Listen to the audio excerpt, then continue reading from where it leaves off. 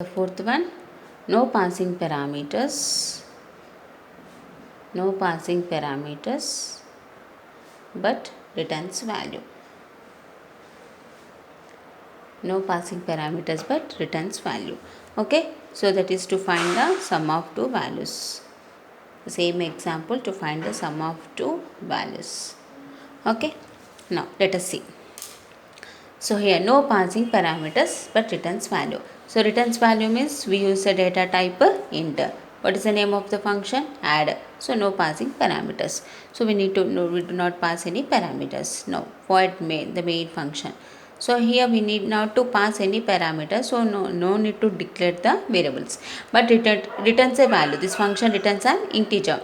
To receive that integer value, here I am declaring the variable int sum. Okay. Now we have to call the function, which is the function add function. We are not passing any parameters, but it receives a value that will be assigned to the sum. Now we are printing the sum value. So how we get the sum value? After calling the functions add. Okay, now let us write the function add. Now so here declaring the variable into a b, and next a equals to 5, b equals to 6, and we have written a plus b. Here we use the return statement. Here we use the return statement to return the value. So this function receives that value and assigns to the sum. Here we are printing the sum value.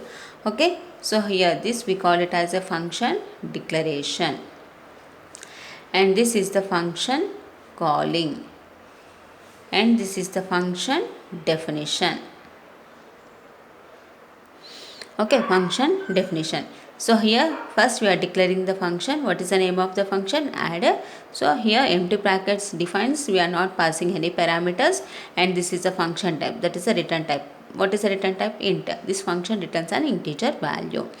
Now so here we declared one variable sum. We are not passing any parameter, just calling the function. What is the function here? Add. This function called. So he declared two variables, assigned values, and adding the two values a plus b. So that value is returned to this function. So it receives the value and stored in the variable sum.